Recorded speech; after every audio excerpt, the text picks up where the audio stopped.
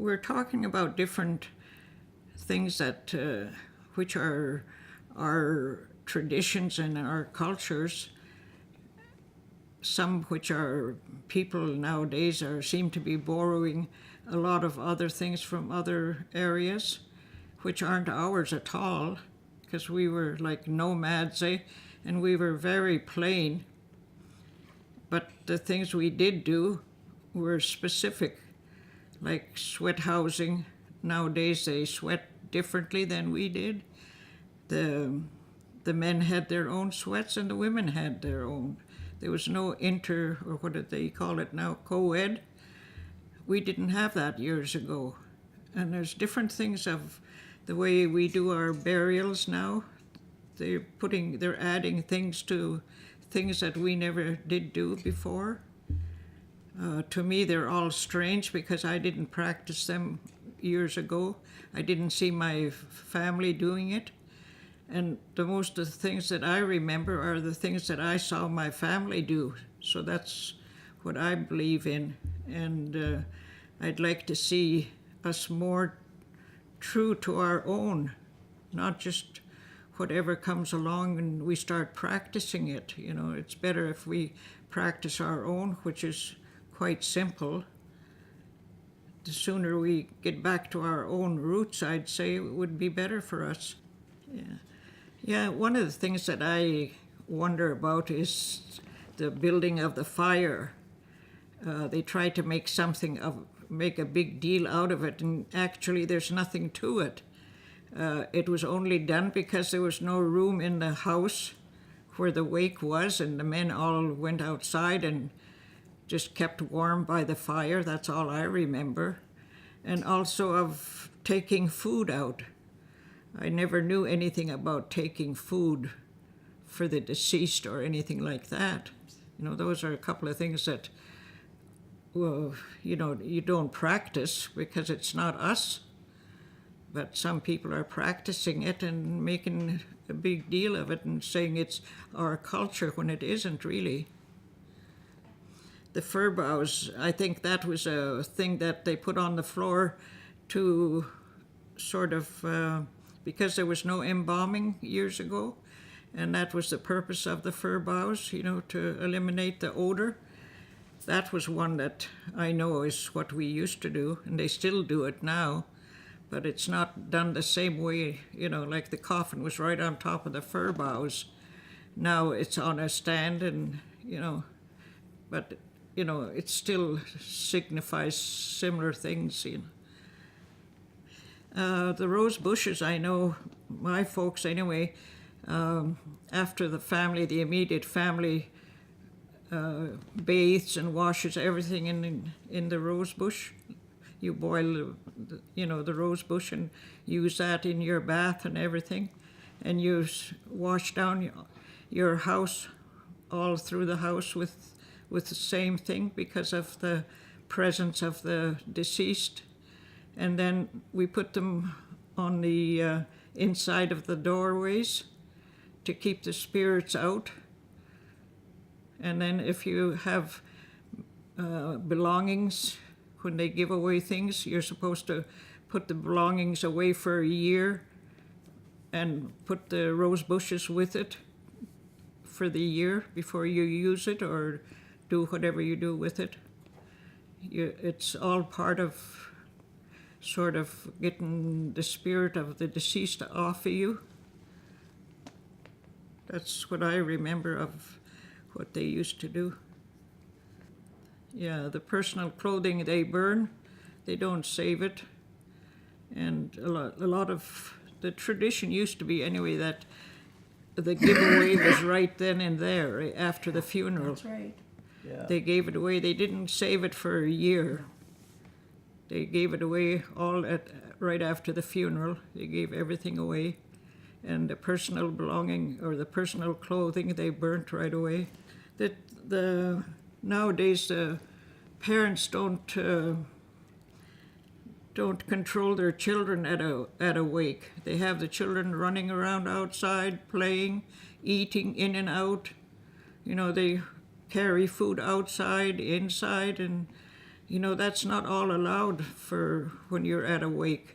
The children aren't supposed to be outside playing around after dark. And they're not supposed to be eating food outside because the spirit is alive out there. And the belief is that, you know, the spirit will take someone if they're eating food outside.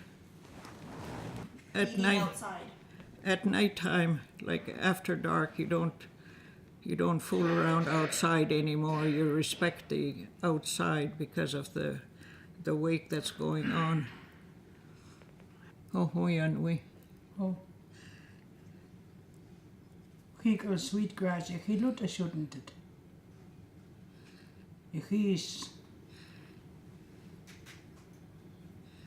Is Alberta clock shouldn't. And I want to talk about the Indian names and how they're giving their kids the Indian names and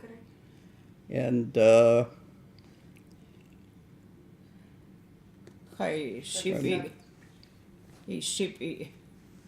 Buckskin. yeah, quite hiwai quite.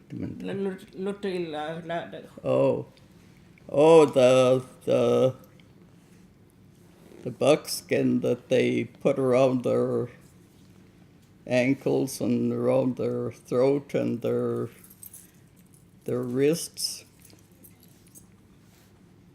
and their stomach. They put that on soon as right after the funeral, and then that's so they don't bloat. Like when the corpse bloats, well, then your stomach blow. That's what the reason for that. Well, they have like the older people, like when a person dies years ago, they didn't take him to the morgue, and they have a person that dresses the corpse, like in the village, and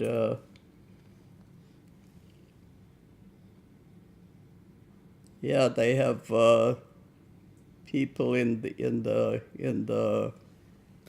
village that has all that to do when somebody dies. They go and they dress the corpse and help the family, and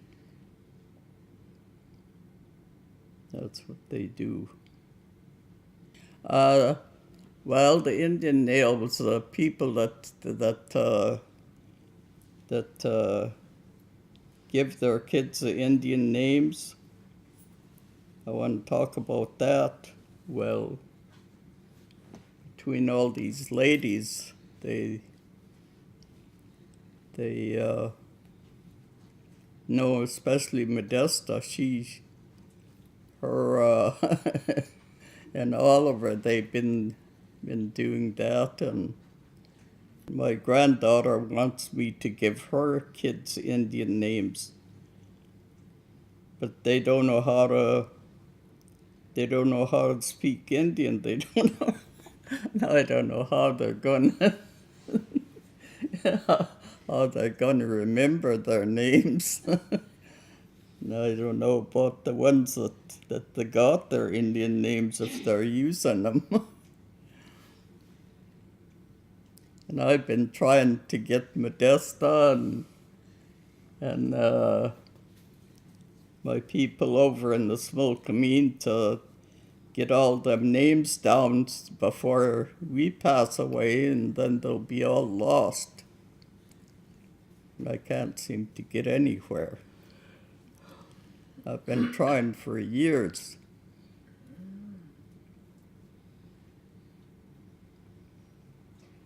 Maggie, how do you get an Indian name? Well, you get it from your family. Your family, like over there, or over on the Smilkameen, well, they have all their Indian names, and so is Oliver, and so is here, and so is Vernon. And well, years ago, nobody traveled here and there, and maybe sometime if they have a grandpa from a different reserve, they'll give them their name. But you can't just go give anybody an Indian name in case it belongs to a different reserve. So that's it seems like the people that